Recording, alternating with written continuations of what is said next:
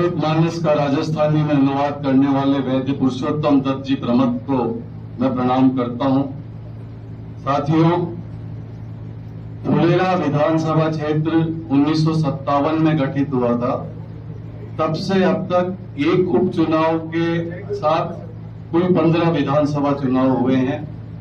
15 विधानसभा चुनाव में कांग्रेस की तरफ से 1 दर्जन बार बाहर के लोगों को टिकट दिया गया है, जिस कारण यह इलाका जो भी प्रत्याशी कांग्रेस की तरफ से लाया गया, वो प्रत्याशी इस इलाके को आत्मसात नहीं कर पाया। और यही वजह रही कि आजादी के बाद 70-75 साल में जितना डेवलपमेंट इस इलाके का होना चाहिए था, वो नहीं हो पाया। पिछली शताब्दी तक सामान्य गति से सब कुछ चलता रहा, लेकिन 21वीं शताब्दी में 4 विधानसभा चुनाव हुए और चारों विधानसभा चुनाव में कांग्रेस को हार का सामना करना पड़ा। भारतीय जनता पार्टी से जो विधायक जीते, उनमें कोई विजनरी अप्रोच नहीं थी, उनका कोई सोच नहीं था, जिस कारण 21वीं सदी और आर्थिक उदारीकरण के जो लाभ इस इलाके को मिलने चाहिए थे, वो नहीं मिल पाए और ये इलाका लगातार पिछड़ता चला गया। एक तरफ रेणवाल बिजनेस का बहुत बड़ा सेंटर था, उसकी क्या स्थिति है बताने की जरूरत नहीं है।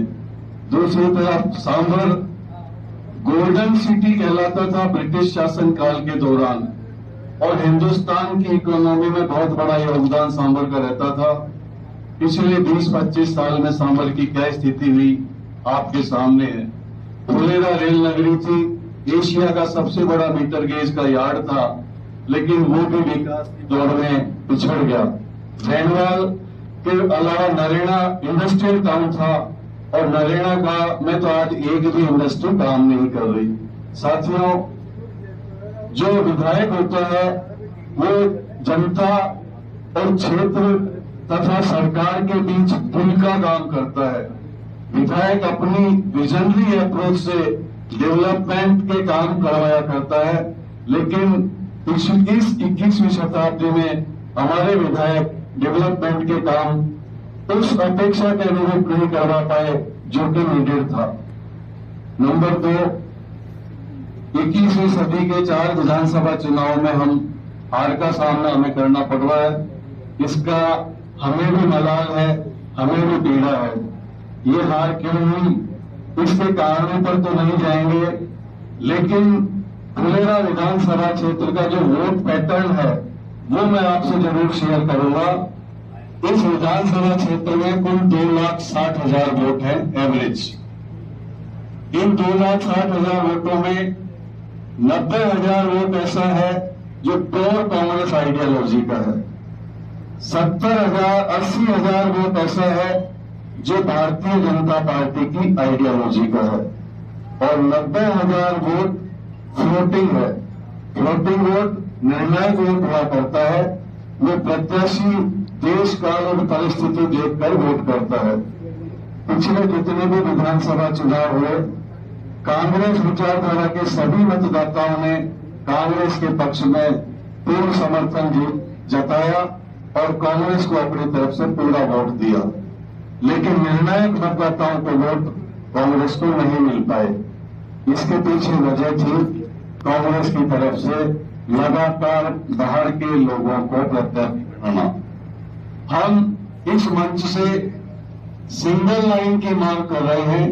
भारतीय राष्ट्रीय कांग्रेस, राजस्थान प्रदेश कांग्रेस कमेटी, इनसे हम विनम्रता पूर्वक निवेदन कर रहे हैं, अपना पक्ष रख रहे हैं कि फुलेरा विधानसभा क्षेत्र से प्रत्याशी उसे बनाया जाए जिसने इस विधानसभा क्षेत्र की माटी में जन्म लिया हो, जो यहाँ के स्कूलों में पढ़ा हो, क्योंकि जो स्थानीय जन्म लेगा, जो यहाँ पला बड़ा होगा, उसी में इस इलाके के प्रति भावना होगी और इलाके के लोगों, परिवारों, समुदाय के बीच में उसकी अपनी पहचान होगी, उसकी अपनी आत्मीयता होगी।